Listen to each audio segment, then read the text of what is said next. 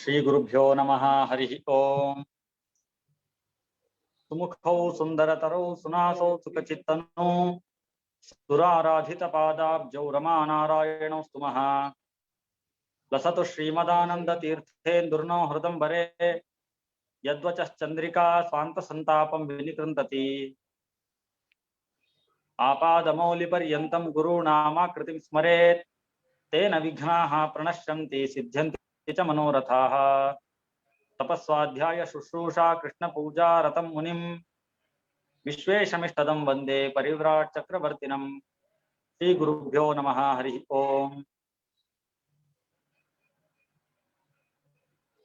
With the kind grace of Parama Pujya Shri Vishwesha Tirtha Swamiji and Parama Pujya Shri Vishwaprasanna Tirtha Swamiji, unique series of lecture is going on without any hurdle, without any problems. So in that series, today we have a unique scholar. He is very much traditionalist as much as he is very much technologist, as I can say, because as yesterday I said that we can rarely find a blend mixture of two shastras, which is one is science and another one is traditional shastra. So those kind of people are very rare, and we are very lucky to have those kind of people in our community. So Dr. Raghavendra Acharya Rachuri will speak about the contribution of Sri Madhvacharya on Vedas. As you know, Dr. Raghavendra Acharya Rachuri is known personality in Madhva community and in Shastri community. He is very much progressive. As you can understand the visibility of that progressiveness in his thinking. He is running a Gurukula named by Atmashrama, and his visualization of that Gurukula is very unique. And when he started that Gurukula, he visualized the concept in front of him, and now he is trying to put that visualization into reality. There are two things. One is visualization. That itself is rare. And then putting that visualization into reality. In the both aspects, Dr. Raghavendra Acharya Rachuri is very much known for his dedication. And we can understand, or we can see that visualization coming into true perspective by looking into their disciples. The Atmashrama students are very much interested in Shastra as well as general sciences, and they are very much well versed in Samskrita, not only in Samskrita, in Nyaya Shastra and Vedanta Shastra. So when you examine a guru, they say that you need to examine Shishyas, you need to examine a disciple to examine a guru. So here we can surely say that Dr. Raghavendra Acharya Rachuri has done a splendid job with his dedication. Now, he actually was a very good engineer before coming into the Shastras. And after the grade of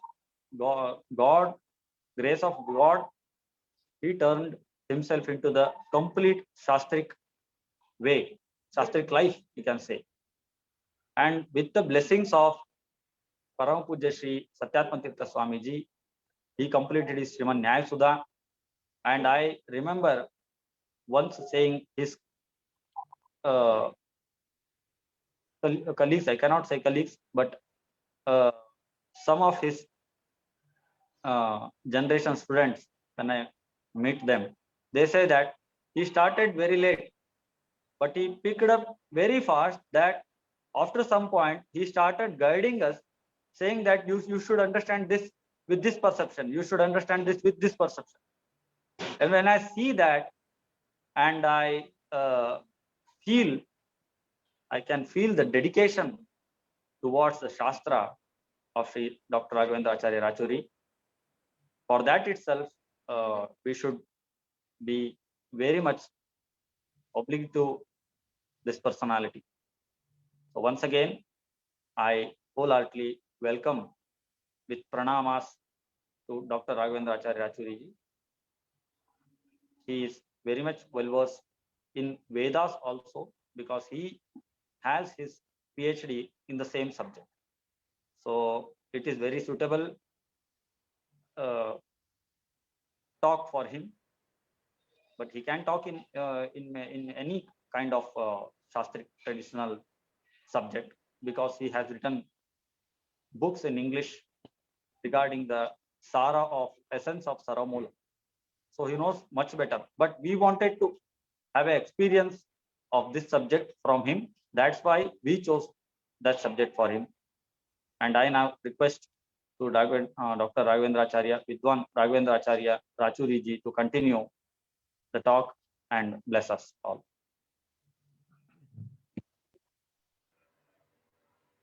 ಧನ್ಯವಾದ ಶ್ರೀನಿಧಿ ಆಚಾರ್ಯ ಅವರೇ. ಶ್ರೀ ಗುರುಭ್ಯೋ ನಮಃ. ಹರಿ ಓಂ. ಜ್ಞಾನಾನಂದಮಯಂ ದೇವಂ ನಿರ್ಮಲಸ್ಫಟಿಕಾಕೃತಿಂ ಆಧಾರಂ ಸರ್ವವಿದ್ಯಾನಾಂ ಹಯಗ್ರೀವముపాಸ್ಮಹೇ. ಅಭ್ರಮಂ ಭಂಗರಹಿತಂ ಅಜಡಂ ವಿಮಲಂ ಸದಾ ಆನಂದತೀರ್ಥಮತುಲಂ ಭಜೆ ತಾಪತ್ರಯಾಪಹಂ. ಚಿತ್ರೈಃ ಪದೈಶ್ಚ ಗಂಭೀರೈರ್ವಾಕ್ಯೈರ್ಮಾನೈರಖಂಡಿತೈಃ ಗುರುಭಾವಂ ವ್ಯಂಜಯಂತಿ ಭಾತಿ ಶ್ರೀಜಯತೀರ್ಥವಾಕ್. ಆಪಾದಮೌಳಿಪರ್ಯಂತಂ ಗುರುಣಾಮಾಕೃತಿಂ ಸ್ಮರೇತ್ ತೇನ ವಿಘ್ನಾಃ ಪ್ರಣಶ್ಯಂತಿ ಸಿದ್ಧ್ಯಂತಿ ಚ ಮನೋರಥಾಃ. ಶ್ರೀ ಗುರುಭ್ಯೋ ನಮಃ. ಹರಿ ಓಂ.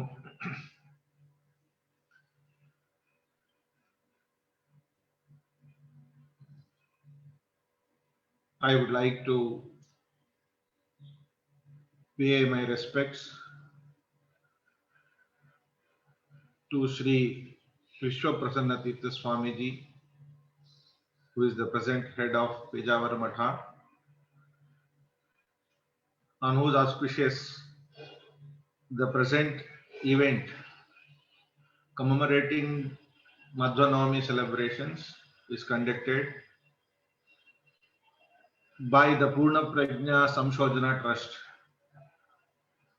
And my dear friend Srinidhi Acharya, who is a very budding scholar, well versed both in the Shastras as well as the Laukik education, the modern science aspect also,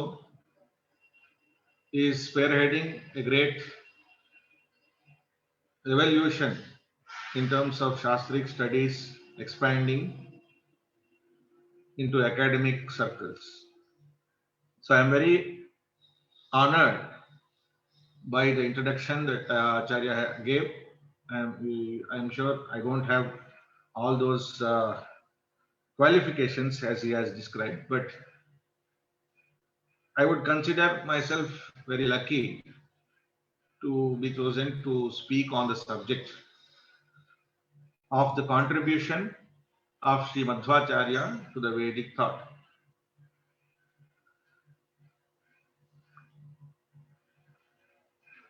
And so auspiciously during the Madhva Navaratri day, as we are on the eve of the Ratha Saptami, which signifies the Aradhana of the sun god. So in Sumadhya Vijaya, we find a verse which equates Madhvacharya to sun, right? So he is the sun who brings light to the noble, the hearts of the noble, and drives away darkness of ignorance. So he is the one who fills the eastern direction. Purva Sham Apurya Vishwaprakashi. So he is compared to the Vishwaprakashi. That is the one who gives light to the entire universe. He is not giving light to a small place, a village, a town. He is giving light to the entire Vishwa. Purvasham Apurya Vishwaprakashi Gosandohaihi Sapta Vidyakhyavaha. So who are the horses? The horses, they are well known, the Sapta. The horse by name Sapta is for the sun god. But Madhvacharya is Sapta Vidya. Sapta Vidyas are the four Vedas and Mahabharata, Ramayana and the Pancharatra.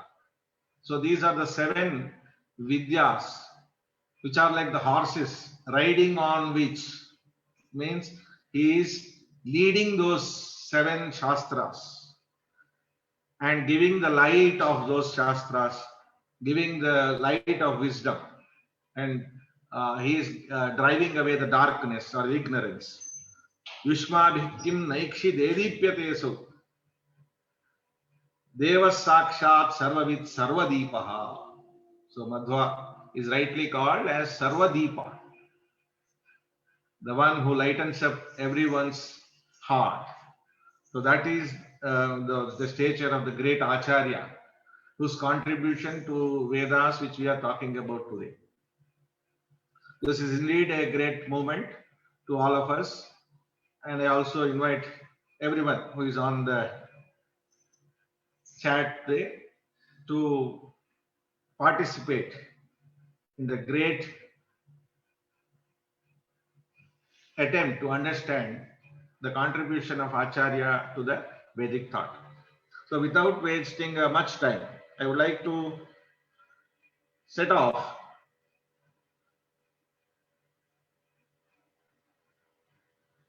with a small introduction to the Vedas. I hope everyone understands the basic contribution or basic structure of the Vedas.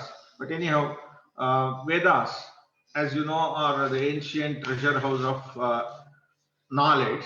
So Vedajnane, so it is full of knowledge that is of universal nature. So they are not to a particular race or religion or kind, but they are to universal nature. They are almost equal to any scientific reality or scientific formula for that purpose. So how the entire life or creation happens. So this is a problem that even a science or a scientist would like to attempt. So the Vedas have given the answers on how the creation happens, what is the energy that flows, what kind of processes are followed to see exactly what we are now able to realize, what we are able to visualize. All this is for a purpose, and that is called the universal truth or knowledge, which we are trying to understand through the Vedas. But the problem is we have lost much of the Vedas to eternity because we were not that kind of a race to protect the Vedas, and there were so many invasions on our country wherein the Sanatana Dharma, which our country represents, has taken a lot of beating, and therefore we were not able to protect the wealth of our country. That is those are the Vedas. So we have very little that is left over. So that also we have to consider. We can compare that the Vedas are like the old technology, right? So the old technology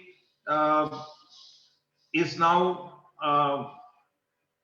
is finding universal application. Without Vedic thought, without Vedic application, nothing can be out there. Nothing can be explained. But this technology is coming to us without any manual.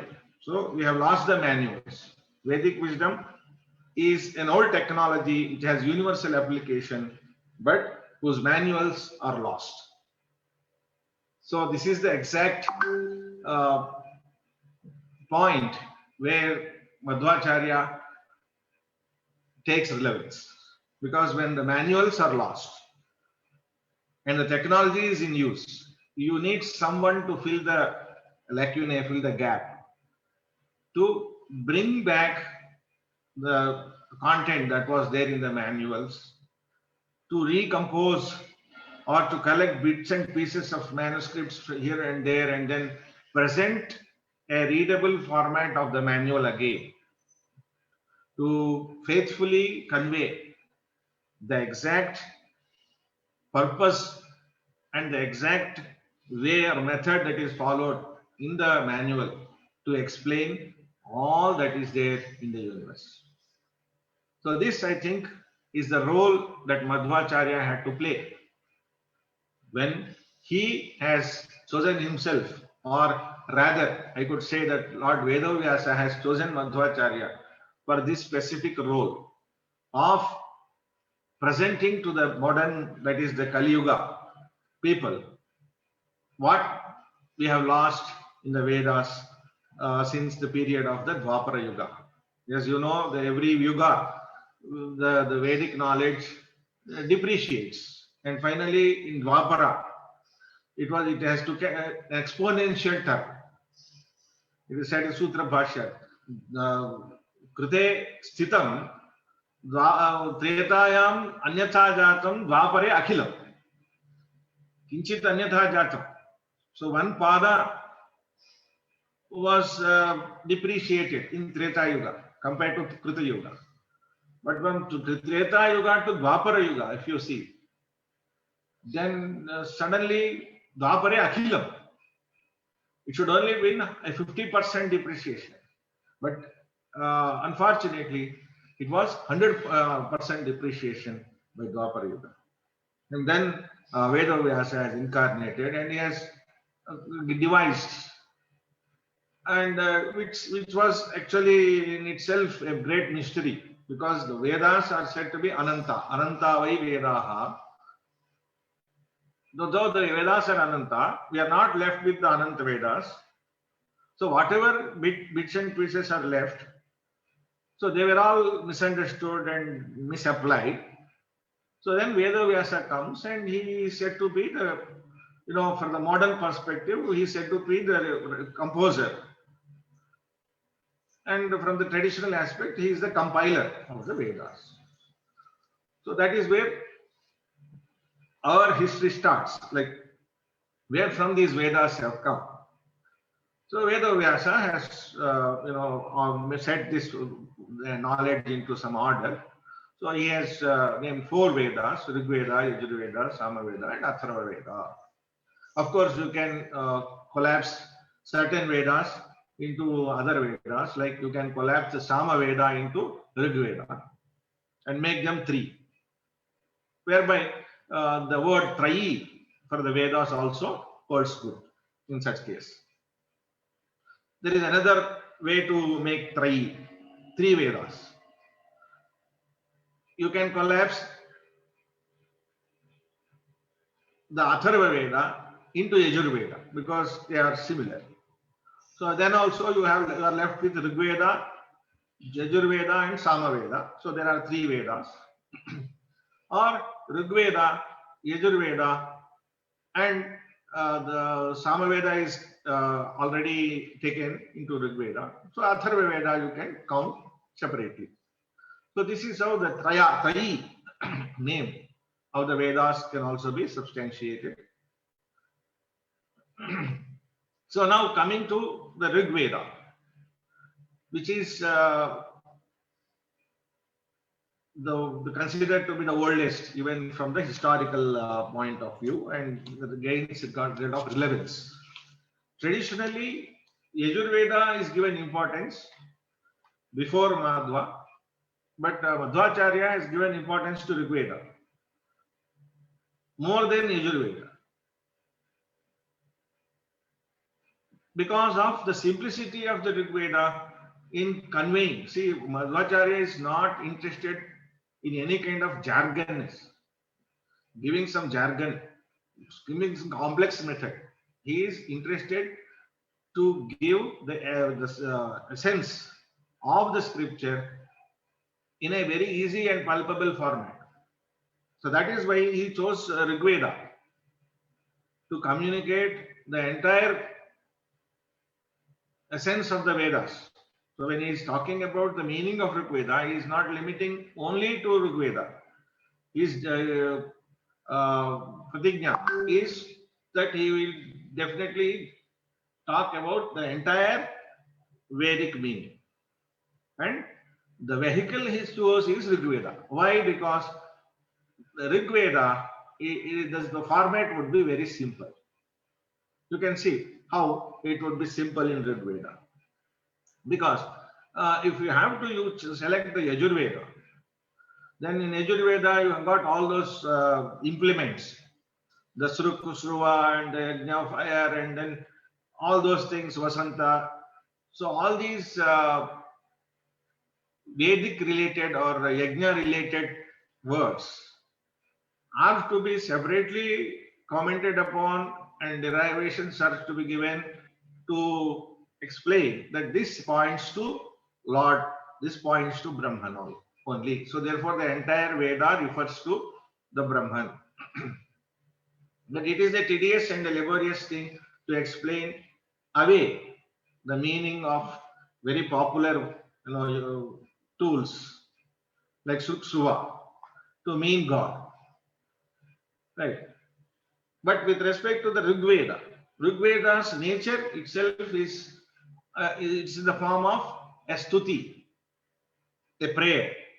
So only one word like Agni or Varuna or Vayu, if that word is made to point to Brahman, the entire Sukta, the Agni Sukta, ends up as a stotra or a praise to the Agni or the Brahman in this case. So if Agni is pointed to Brahman, the entire Sukta becomes the Brahma Sukta.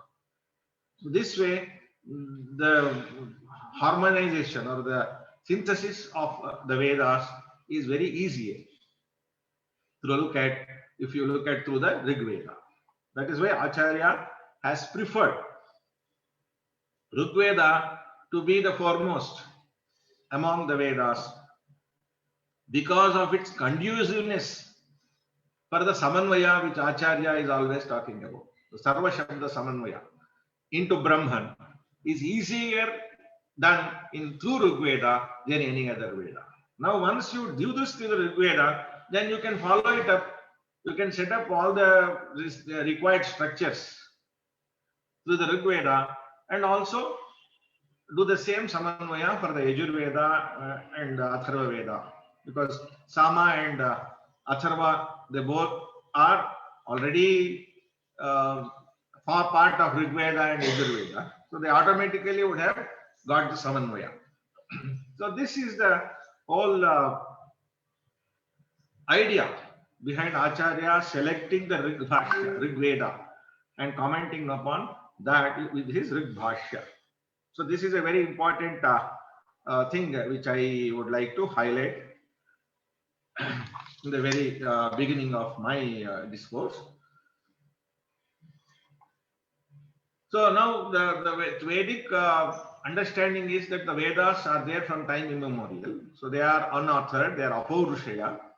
So Acharya has taken a lot of labor in proving the apaurushayatva of Vedas. Of course, many other schools also agree upon the apaurushayatva. There is no debate. Only the modern scholars disagree and some materialists disagree. And of course, the Nyaya Shastra also disagrees to a certain extent that Vedas are Paurushaya. But otherwise, the Vedantic schools, they are okay with the concept of Paurushayatva. So this is how the thought is that Vedas are Apaurushaya, they are eternal. So what is the purpose of the Vedas? What are they? What is the meaning? What are they trying to convey? Is something which we have to deliberate upon. Just for the sake of interest, I would like to mention the two kinds of divisions that are there in the Rig Veda. As we have taken Rig Veda to be our model for Vedic interpretation. So this Rig Veda is divided in terms of mandalas or ashtakas. In terms of mandalas, which seems to be an older version, there are 10 mandalas in the Rig Veda.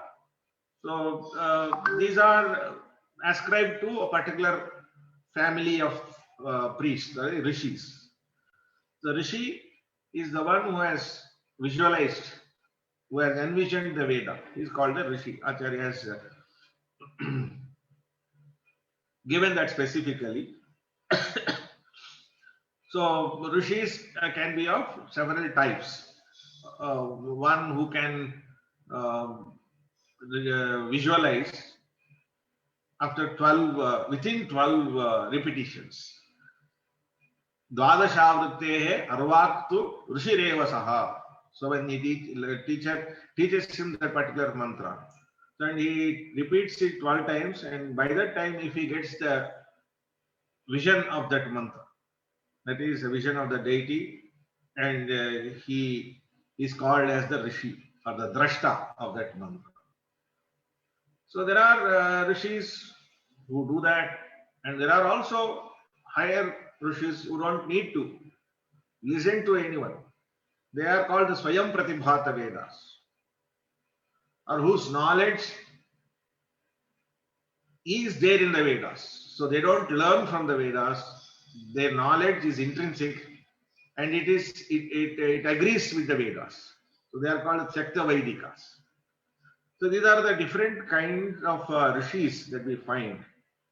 So some people, they learn from the Guru. Some people, they don't learn from the Guru.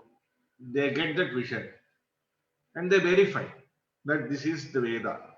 So when they confirm, when they get the confirmation that this is indeed a Vedic statement, so then they are the Veda Drashtas and they do that Upasana.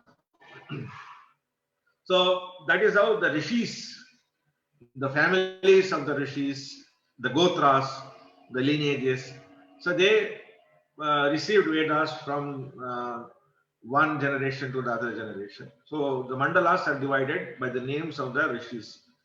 Like a particular family, we daily give the tarpanas, Dritsamada, Vishwamitra, Vasishta, Vamadeva, Atri, Bharadwaja.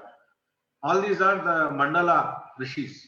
So from the mandala 2 to 7 in Rig Veda, we have Dritsamada, Vishwamitra, Vamadeva, Atri, Bharadwaja, and Vasishta.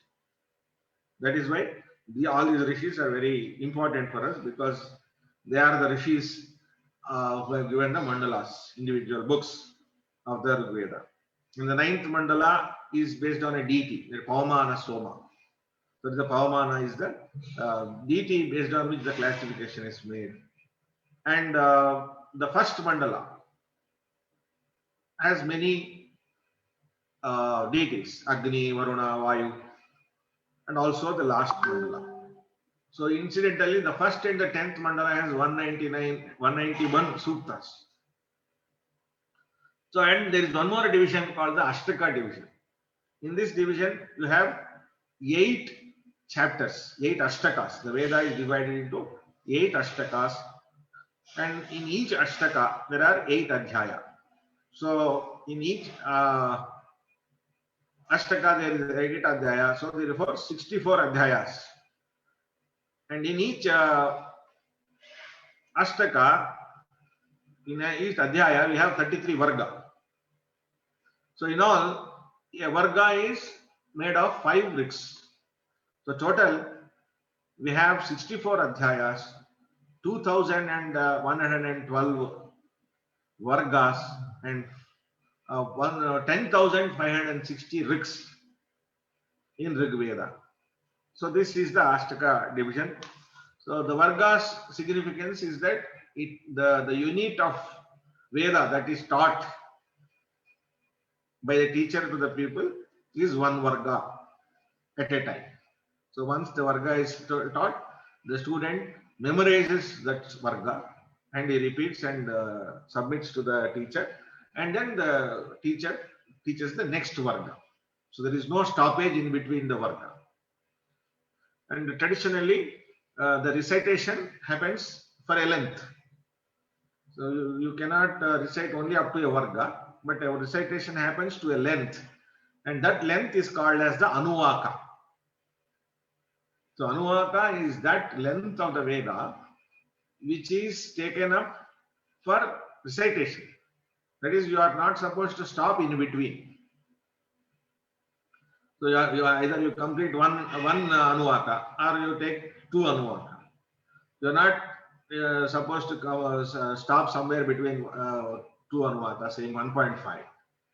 You are not supposed to stop at that point. So anuvaka is that length of the Veda which you have to continuously chant. Or Acharya in his Rigpasha points out that the anuvaka can also be that length of the Veda which a seer, that the Rishi has visualized or envisioned at the time of the mantra darshana. So he has that length. So that is the anuvaka. So anuvaka can be either of these two according to Acharya. So now, this is the skeleton of the Veda. This is the structure of the Vedas. It is divided into mandalas or ashtakas, as we have seen. Now, coming to the meaning of the Vedas. So there have been commentaries. I'm sure without any commentary, it is very difficult to understand the Vedic thought. So we have traditionally all different kinds of commentaries. So there are the Nirukta Granthas, which help very much, because the Nirukta is that kind of a work which is which deals with the etymology of the words. And more so, the Nirukta contains a component called Nighantu, which gives all occurrences of a particular meaning across the entire Veda. Like we recite in the Brahma Yajna itself, Go, Gma, Kshma, Jma, Bhu, Prithvi, Ilamahi. So all these variants of the same meaning. Prithvi. Prithvi is called Ila. Bhuhu. There are certain popular names, but some names, Ila, Mahi, and such names are used in the Vedas, which we find lost. What is Ila?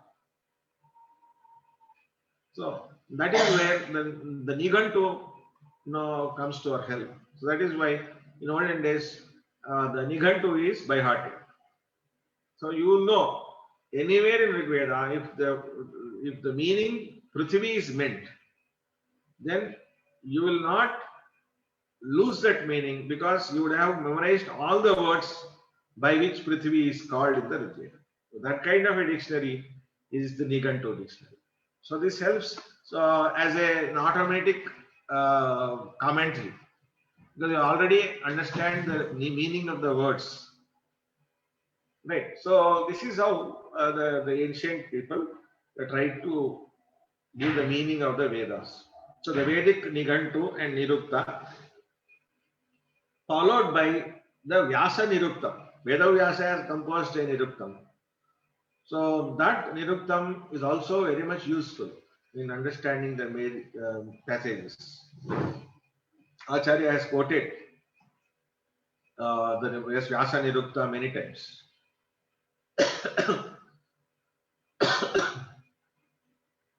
Even in Bhagavata Tatparya also, Aham Apodhyaha, Aham Vikalpyaha Ityaham. So he quotes from the Vyasa Nirukta. So this is also a very important Nirukta Grantha, followed by the Yaska Nirukta, which is famous as the Nirukta. So we have the Vedic Nirukta, which is Vyasa Nirukta, and then Yaska Nirukta. Vedic Nirukta is a part of the Veda itself. So the Vedic passages themselves serve as the Niruktas. And we have the Vyasa Nirukta, Yaska Nirukta, and followed by several commentaries. They are called the Bhashyakaras. So many Bhashyakaras for Rig Veda. The Skanda Swami Bhashya is there. And then the Narayana Bhashya, Udgita Bhashya, Hastamalaka Bhashya, Venkata Madhava, Bhatta Govinda, Lakshmana Suri, Dhanushka Yajva. All these Bhashyakaras have gone by.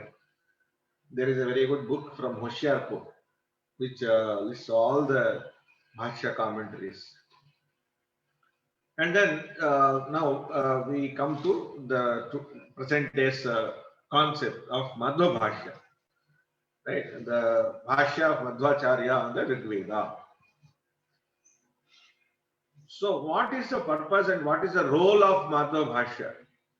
Is that Acharya's school of Tattvavada.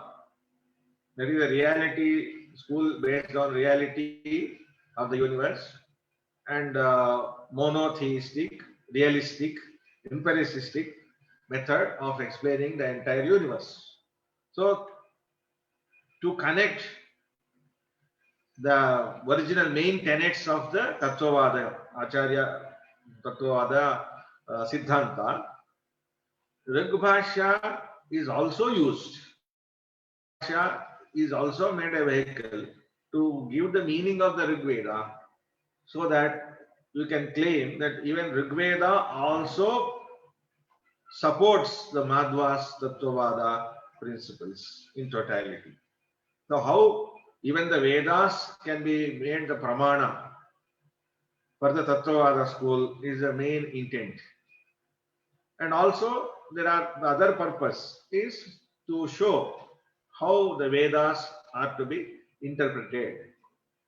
So this is the twin purpose with which Acharya has set out to do a commentary for the Rig Veda.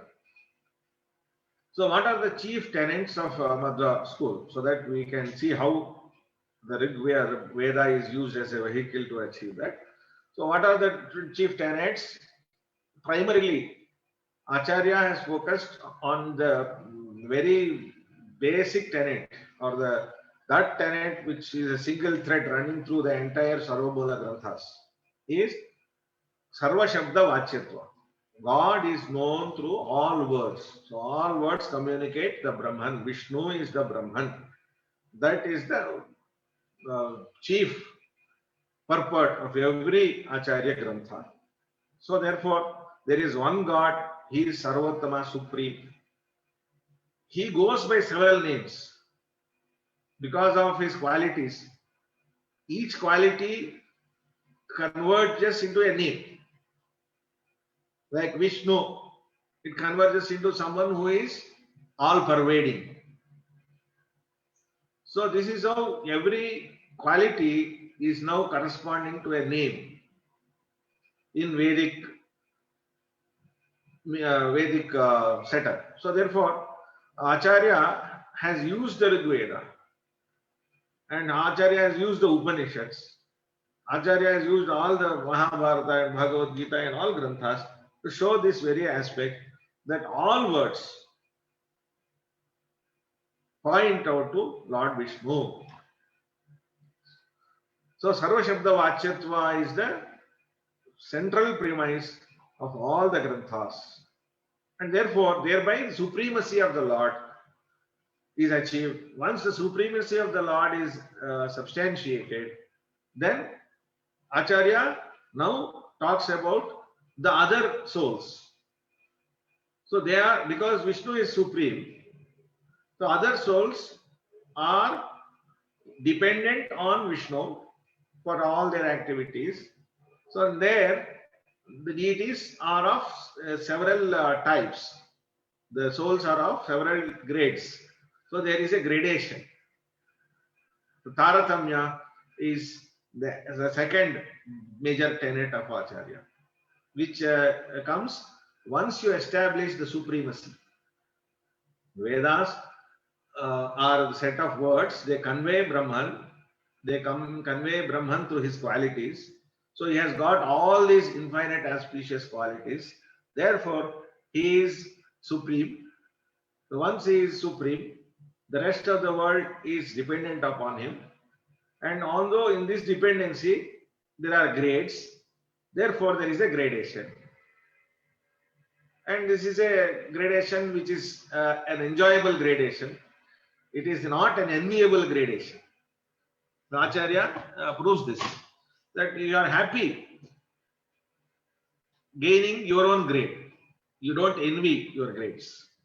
So that is why these are the noble souls, and this is how they realize. So the entire purpose of their creation is also for them to realize their ishta and to remove all the anishta. So if you see this, the entire Rigbhashya is positioned in such a way that at the end, Acharya talks about ishta prapti and anishta nivritti and concludes the grantha. So this is an ample proof that Acharya, through the Rigbhashya, is trying to give the essence of the entire scriptures. So as Vedavyasa has done the compilation of the Vedas,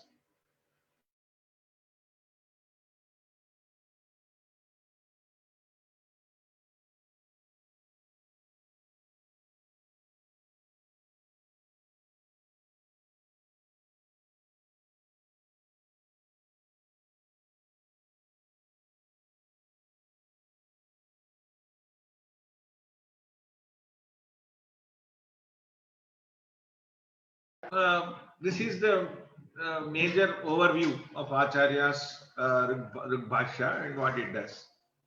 So going into a little bit of detail, I'm not sure how much in detail I can go. Maybe we can open up for some question and answer towards the end of the discourse. But to take you a little bit deeper into the Vedic contribution aspect.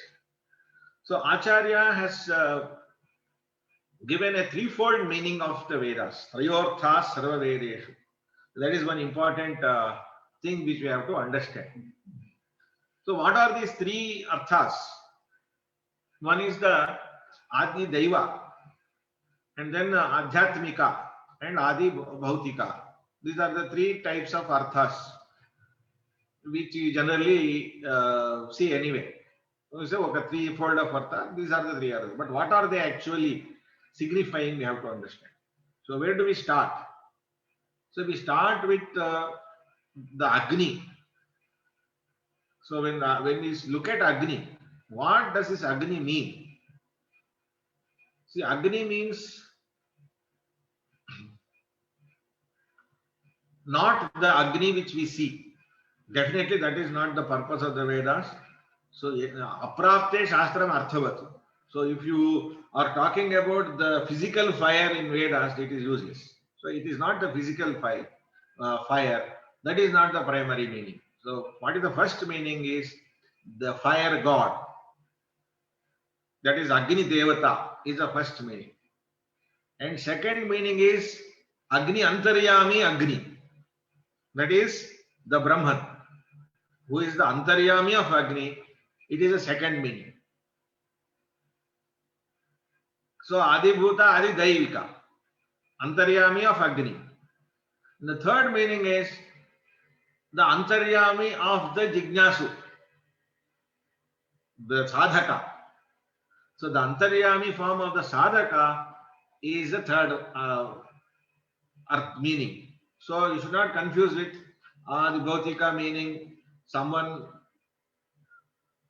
not knowing the fire itself. So that is one meaning that Veda is trying to convey. So that is not the purpose of the Vedas. And also the Rigbhashya is like a good tutor on how to interpret the Veda. What is the approach? What are the tools available, and how do you make an attempt to understand the Rig Veda? So there are twofold of interpretation. So one is the Bahya Yajna. That is, we are conducting rituals through fire. Agno karmani kritveva manusha mukti bhaginaha. So you do the ritual. That is one kind of approach, that interpretation. that the Acharya's Bhashya takes. Another interpretation is the Jnana Yajna. This is very important. This is connected to the Adhyatmika Bhashya Artha. So what is this Jnana Yajna? The sadhaka himself is doing the penance, the yajna.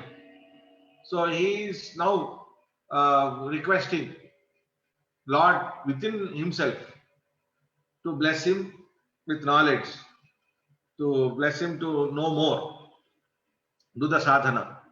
So he invites Lord to his mind. Agna aya ahi teme soma arang kritaha. Soma is a soma juice, a soma lata in the Bhakya Yajna. But in the Antarika Yajna, soma is the manas, the mind. So the mind and the somalata, they are similar because the deity of both of them is moon, Chandra, Soma. Therefore, these two are comparable. That is why Teme Soma Alang.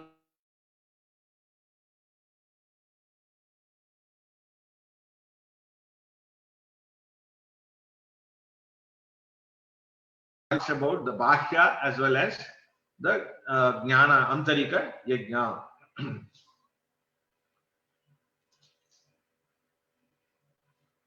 Some people think that Acharya's Bhashya is incomplete.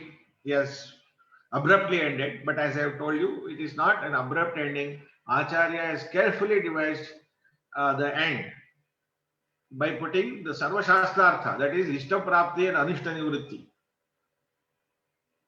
Prasiddham Dhanameva hi. So he has put a Mangalik or auspicious word. Vriddhi, Dhana, all these words are auspicious, Mangalik words. So Acharya has put a Mangalik word and finished the Grantha. Therefore, it is not incomplete. So, by any aspects. Now, coming to the techniques of interpretation.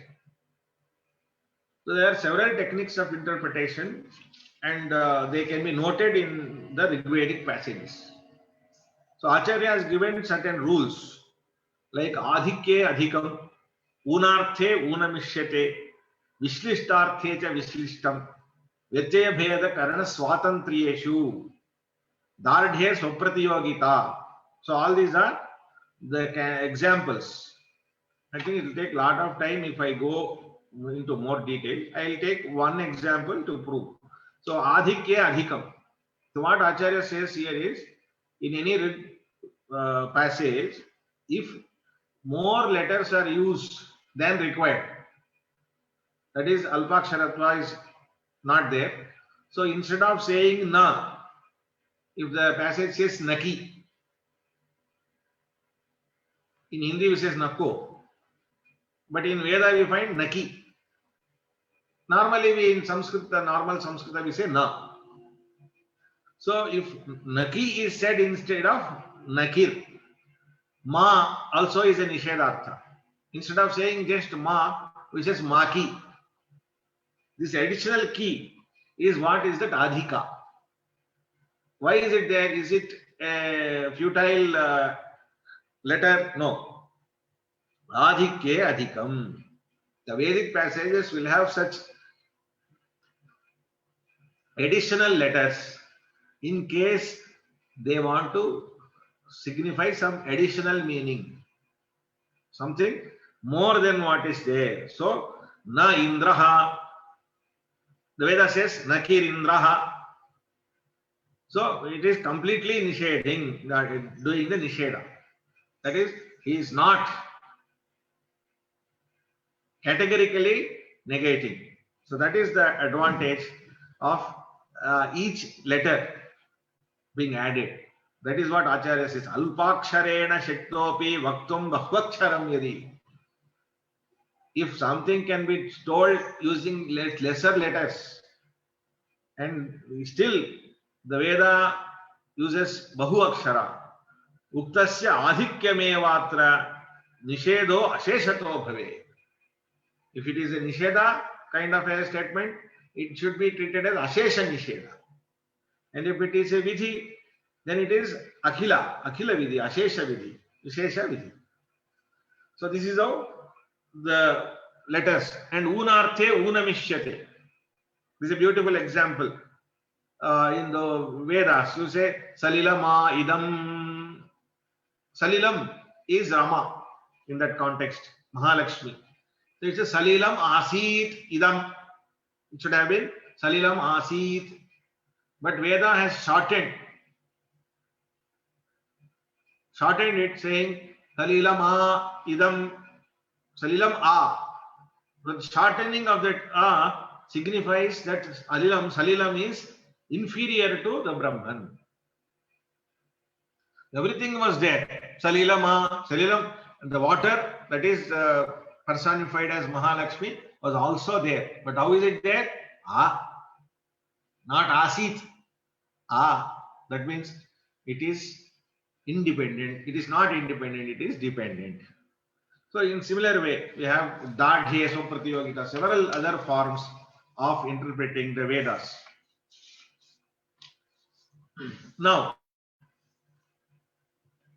we see in the Vedas that the Vedas speak about the gunas of Vishnu. But at the same time, Acharya says the Vedas talk about the doshas of the deities. What is the significance? We only talk about gunas of Vishnu. Why talk about doshas of other deities? See, Vedic statements' purpose is manifold. So there are good qualities, there are bad qualities.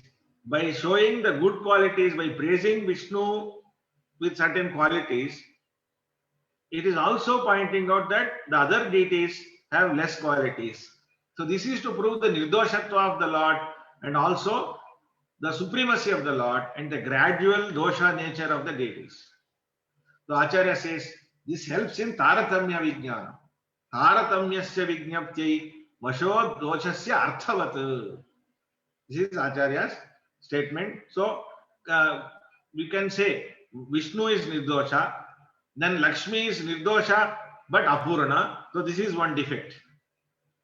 And Lord Brahma is defectless, almost defectless. And other gods gradually have defects. So all this is conveyed by the same passage. So this is there is a problem here, because if all words point out to only Vishnu, then no word points out to other Brahma, Lakshmi or anybody. So how do we present the meaning?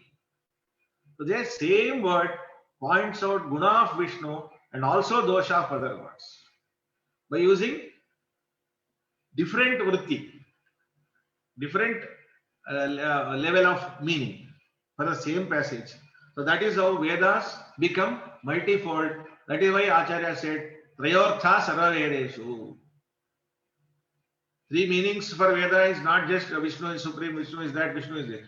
But this is also one kind of meaning, that if Vishnu is gradated, Vishnu is elevated, then automatically other deities are degraded, or dosha of that the deity is also the meaning of the Veda automatically. So therefore, this problem, see, if Sarvajna is the word, Sarvajna means Vishnu. But you cannot claim that if Sarvajna is to be Vishnu, what about Sarva?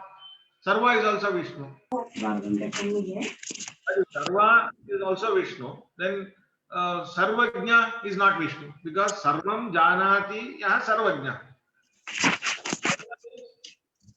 Vishnu again. But it's not Vishnu. Vishnu, Vishnu, Vishnu. So there is no secondary meaning. Sarvajna to be Vishnu. We don't go to the Prakriti Pratyaya level. The Prakriti and Pratyaya, we take the Rudhi Artha only. And the entire Artha is Vishnu only. So there is no problem in identifying such words as well. Now there is one more important aspect that which I want to speak about. Then later we can take the questions. This is about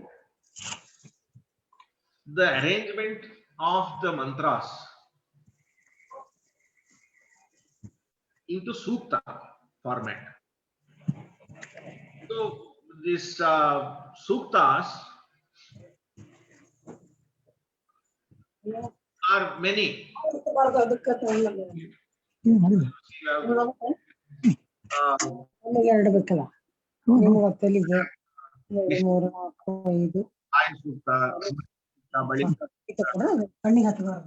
are all the suktas.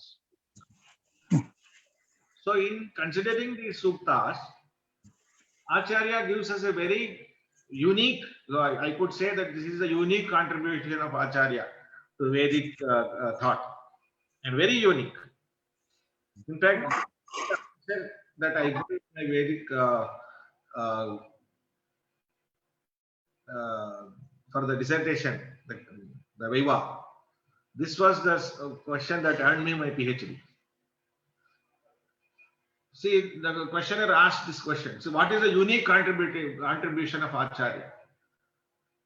I could have said Adhyatmika meaning, but okay, again, they can argue that no, in Yaksha, even in Yaska Bhashya also, Yaska Nirukta also, there are some Adhyatmika points.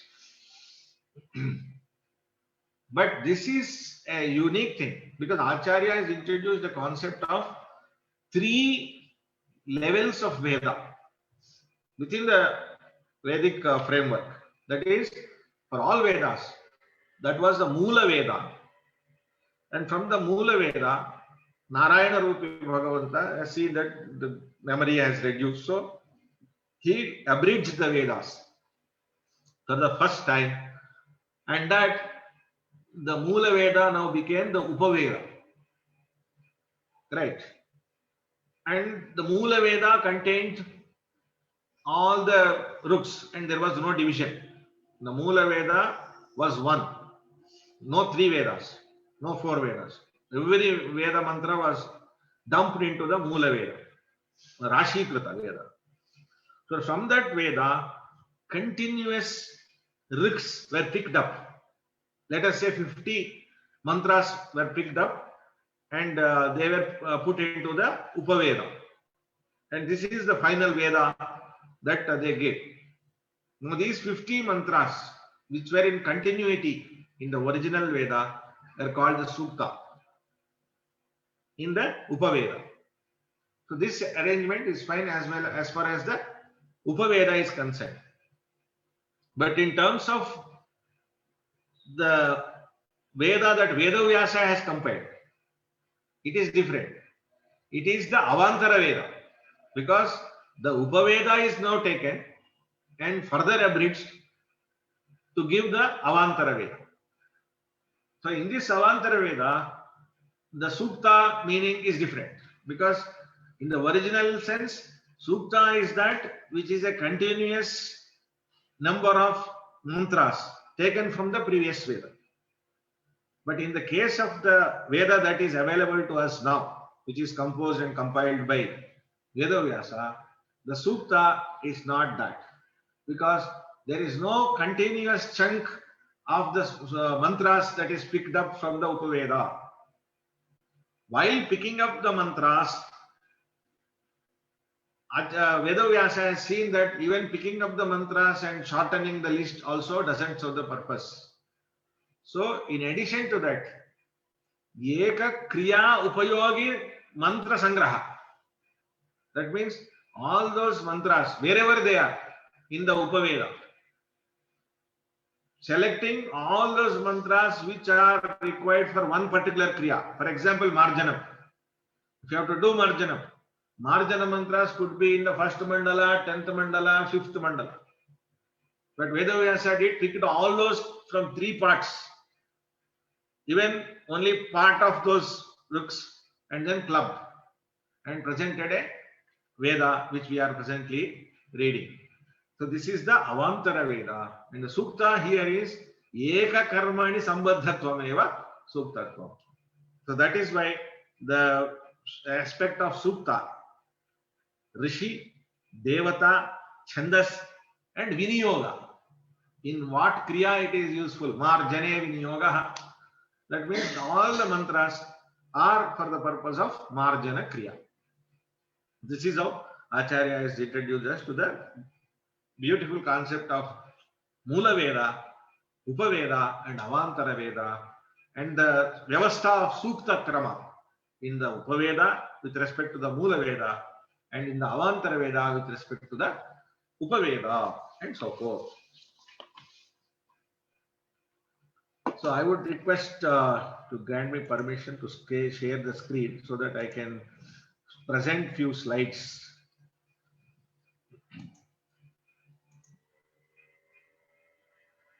Okay.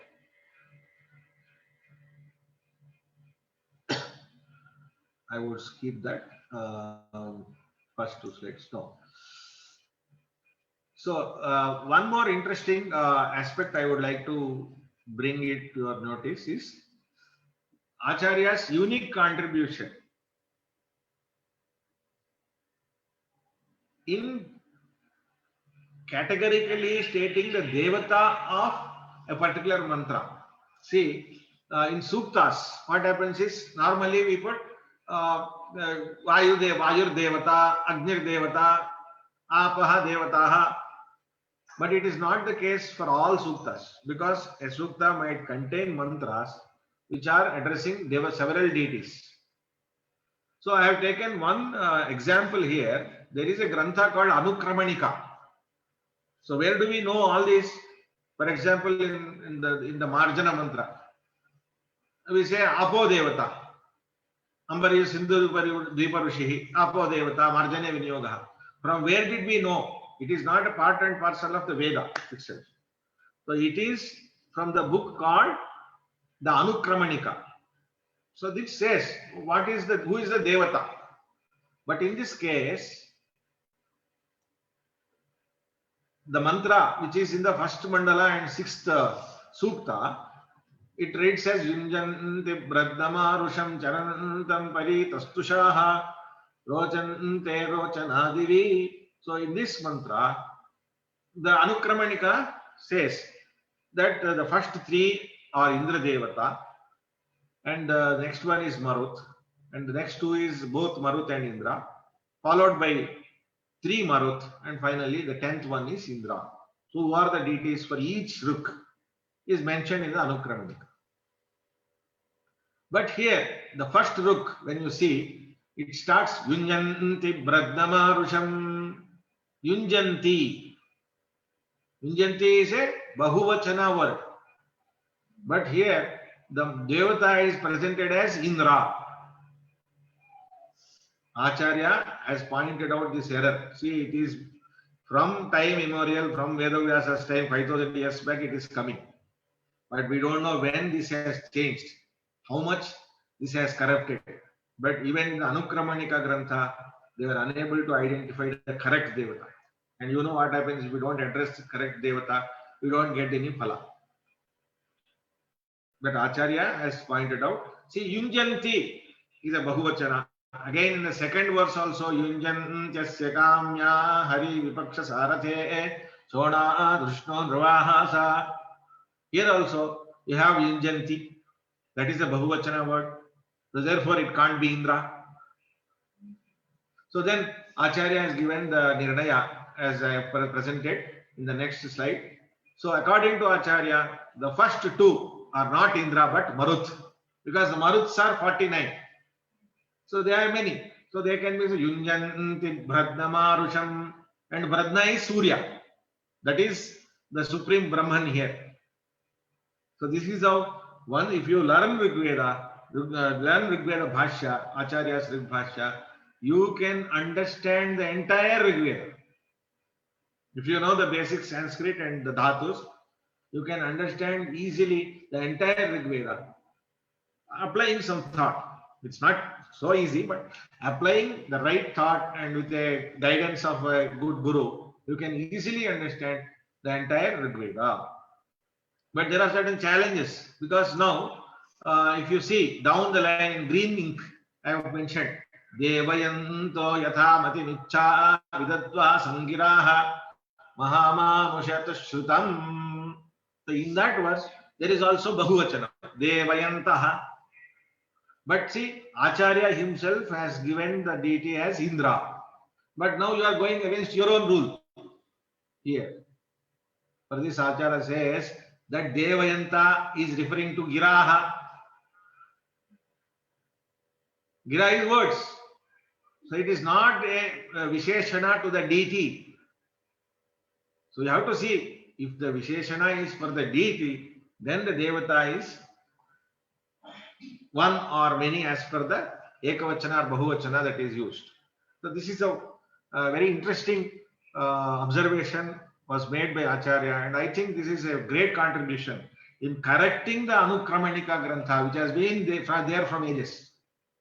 And that is how boldly he has corrected, and he has also given evidence. Why? Internal evidence. So this is called as the criticism, higher criticism and the lower criticism. Both Acharya has done. Yesterday we were listening to a lecture by my friend on scientific nature of Acharya's Bhashya. So this is how it is scientific. The research methodology is applied to the core in the Bhashya. So there are other things which I wanted to give as proofs of Acharya's claims.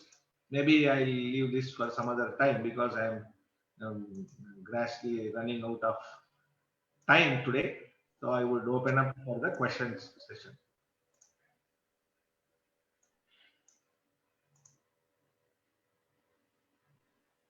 Acharya, we have some questions here. So I will. There are many questions, but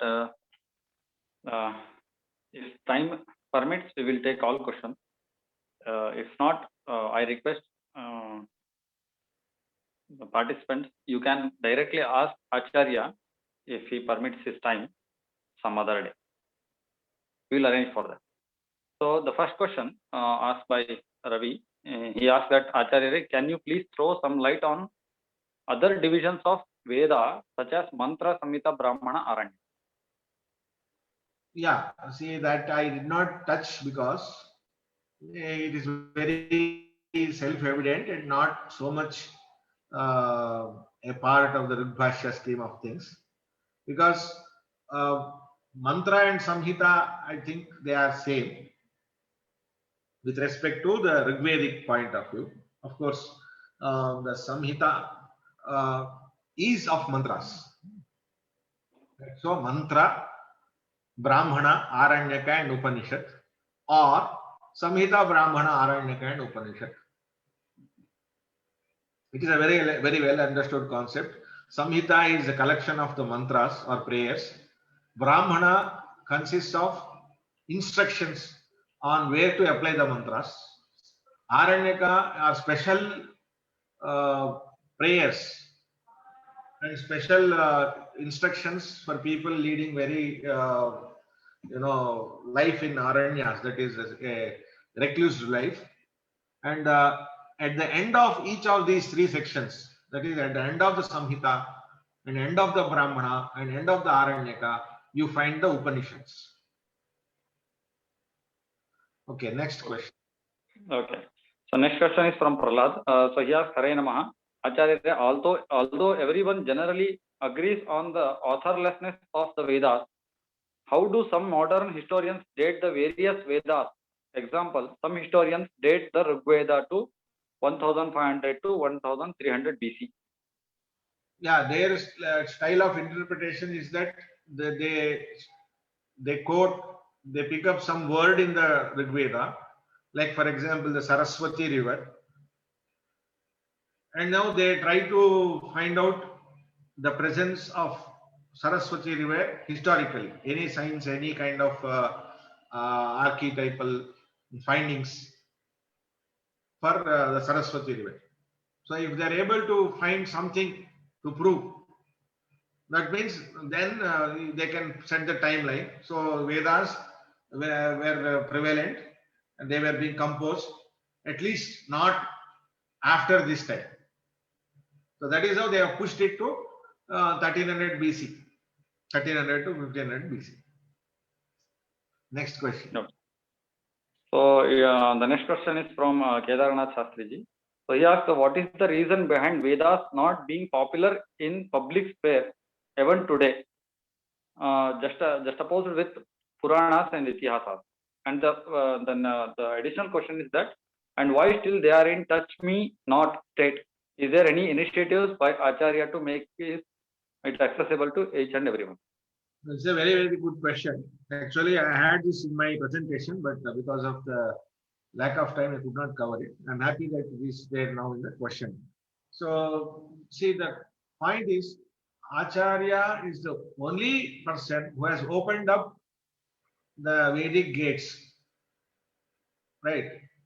He has given access to the knowledge of the Vedas to everyone, means irrespective of their caste or anything. No touch me, no. See, people used to feel evasive, and they were neglected. They don't have access to knowledge. All these things. But Acharya completely revamped the entire structure and said anyone is eligible for moksha. So moksha eligibility is for everyone, every good soul. So, and also for that purpose you need knowledge. So there is also access to knowledge. And because Acharya in his time, what he did was he synchronized or synthesized the entire knowledge into one single format. So thereby belittling the Vedic knowledge in a way, because now the knowledge from the Bhagavata or Purana Granthas is no less than the Vedic knowledge. Knowledge from the Mahabharata is no less than the Vedic knowledge. So they are on the same pedestal. In fact, Acharya goes a step higher, saying Mahabharata is still higher than Vedas. So by this, and giving access to the Mahabharata to everyone, for Stri, Shudra, Brahmabandhu and everyone. So Acharya has done a wonderful thing in bringing closer the Vedic knowledge to everyone, so that they can understand and they can realize. But coming to the core Vedic knowledge, people, as I told you in the beginning of my lecture, see a lot of suppressing that is happening, destruction of Vedic thoughts, Vedic knowledge, Vedic Gurukulas are destroyed, Vedic people are destroyed, Vedic priests are destroyed, killed. So in such a state, it is very difficult to survive. And so far it has survived because gods of God's grace only. Whatever is survived has survived. So yeah, we have to all support that. And you can see that now we are talking about Vedas, Vedic Bhasha. Acharya has given it. But now we are trying to rekindle all that Vedic wisdom and try to apply for the modern also. Yesterday, someone has asked a very good question. See, can we read Rigveda and all these things and develop some technology? Maybe it is possible. If many people, many engineers, many scientists, they come and they study Vedas as they have studied other subjects from their very beginning, without going to any school, join a Gurukula and completely study Veda and do research. So someone should implement the Vedas and try. They should have brain and added with the Vedic knowledge. And if they create something, then that is Veda. So you find an alternative fuel, or you find an alternative for construction. So they are based on so much of methods which are not good for global protection. So environment protection, everything is anti. So you do something from the Vedas so that it is helpful for the society. That is also very welcome. Okay, next question.